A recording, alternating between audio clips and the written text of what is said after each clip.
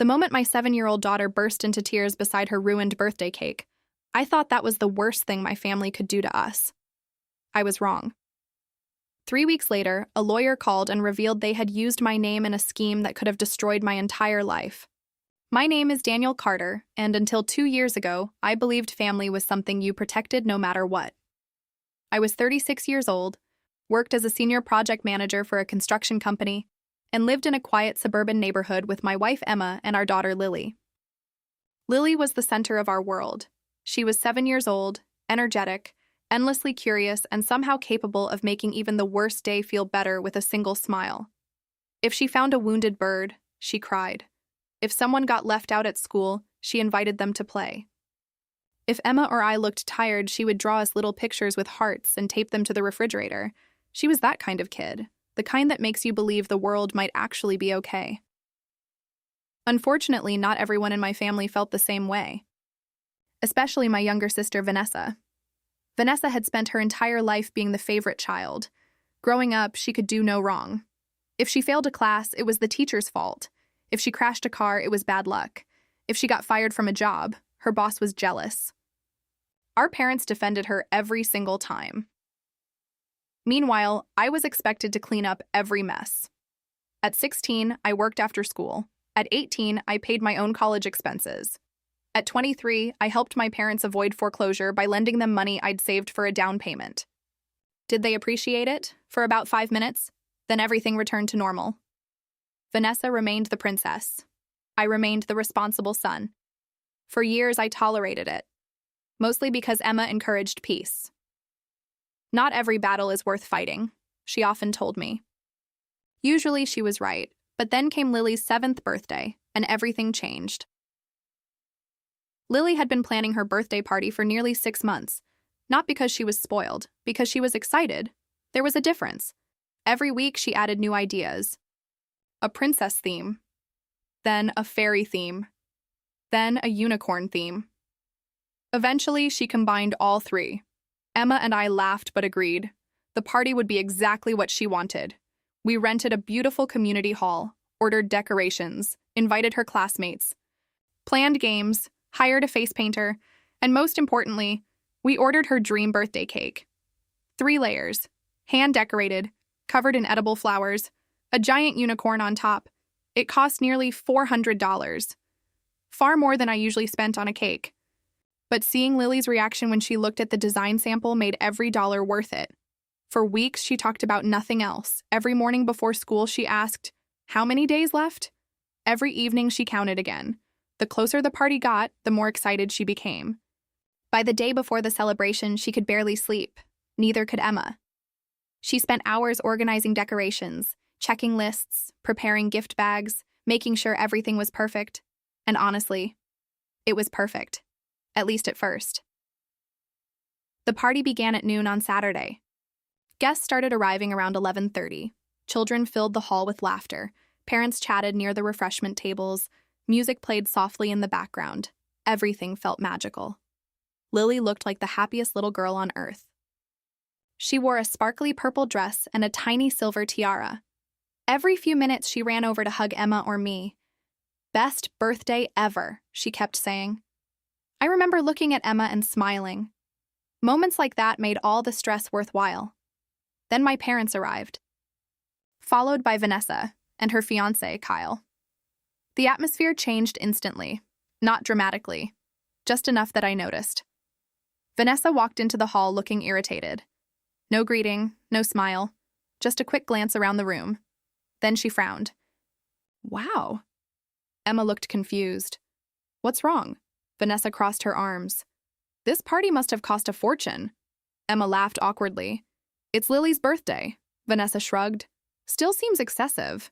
That should have been my warning, but I ignored it. Because I wanted peace. Big mistake." About an hour later, the birthday cake arrived. The room erupted in excitement. Even the adults stopped talking. It was stunning, exactly like the design Lily had chosen, maybe even better. When Lily saw it, her eyes filled with tears. Happy tears. She wrapped her arms around me. "Daddy, it's perfect." I kissed the top of her head. "You deserve perfect." At that moment, I genuinely believed the day would end beautifully. I had no idea disaster was already approaching. Around 2 o'clock, the children gathered for cake cutting. Phones came out. Parents prepared cameras. Everyone crowded around the table. Lily stood proudly beside her cake. Emma lit the candles. The room began singing, "Happy Birthday." Everything seemed normal. Then suddenly, crash. The sound echoed through the hall. Gasps followed, screams from children, and silence. For one horrifying second, I couldn't process what I was seeing. The cake was gone, completely destroyed. Pieces covered the floor, frosting splattered across decorations. The unicorn topper lay broken in half. And standing beside the collapsed table was Vanessa, her hands frozen in shock, her eyes wide. Nobody moved, nobody spoke. Then Lily looked down and started crying. Not ordinary crying. Heartbroken crying. The kind that comes from genuine devastation. The kind no parent ever wants to hear. Emma rushed to her immediately. I stared at Vanessa. "What happened?" She blinked. Her voice shook. I bumped into it. The explanation sounded ridiculous. The table weighed nearly 100 pounds. It shouldn't have collapsed from a simple bump. But before I could respond, my mother stepped forward. "It was an accident." Vanessa nodded quickly. "Exactly." Something felt wrong. Very wrong. Then I noticed Kyle, standing in the corner, avoiding eye contact, looking nervous. And suddenly a terrible suspicion formed in my mind. A suspicion that would only grow stronger after what happened next, because while my daughter sobbed over her ruined birthday, Vanessa wasn't apologizing. She was smiling, just for a second, a tiny smile. So quick most people missed it. But I saw it. And in that moment, I realized the destruction of the cake wasn't an accident at all. It was only the beginning. And before the week was over, I would uncover a secret involving my family's finances, my sister's upcoming wedding, and my own identity. That would leave me questioning whether I had ever truly known them at all.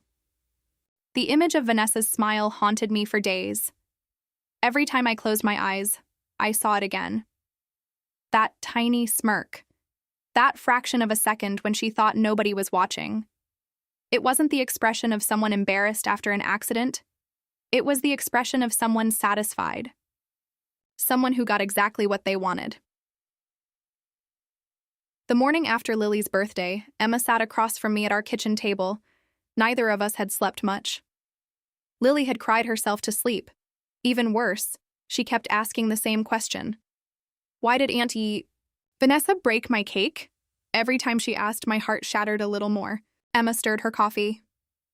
You think she did it on purpose? It wasn't a question. I sighed. I don't know. You do know. I rubbed my forehead. Maybe. Emma looked toward the hallway to make sure Lily wasn't listening. Daniel, I was standing right there. I looked up. Emma rarely spoke badly about anyone, especially family. What did you see? She hesitated, then said quietly, Vanessa wasn't walking near the table. My stomach tightened. What? She changed direction. I stared at her. Emma continued. She looked directly at the cake. Then she moved toward it. A cold feeling spread through my chest, because that matched exactly what I remembered. Neither of us had wanted to say it out loud, but now it was impossible to ignore. Someone had intentionally ruined our daughter's birthday. And that someone was my sister. 3 days later, my parents invited us to dinner. I didn't want to go. Emma didn't want to go, but my mother insisted. Families need to move forward. I nearly laughed when she said it. Move forward? Nobody had apologized. Nobody had taken responsibility. Nobody had even replaced the cake.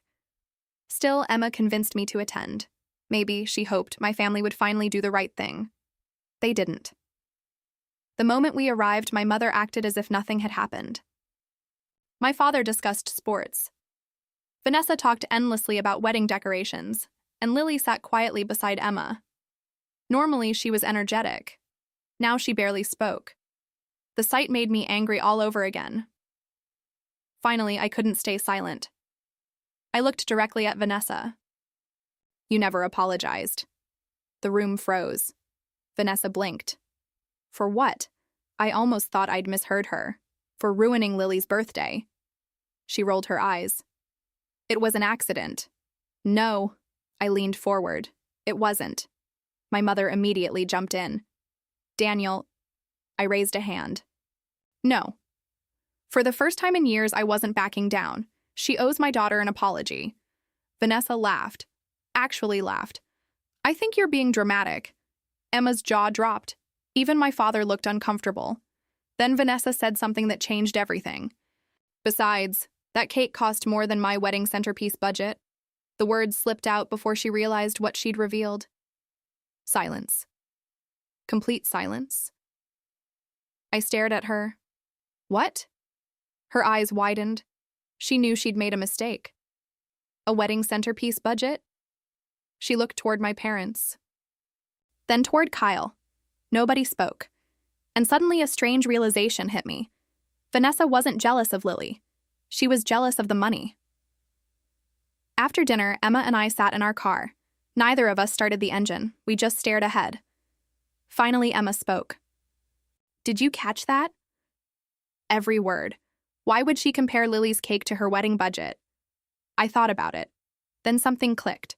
Vanessa's wedding was only 3 months away. Yet somehow every conversation recently had revolved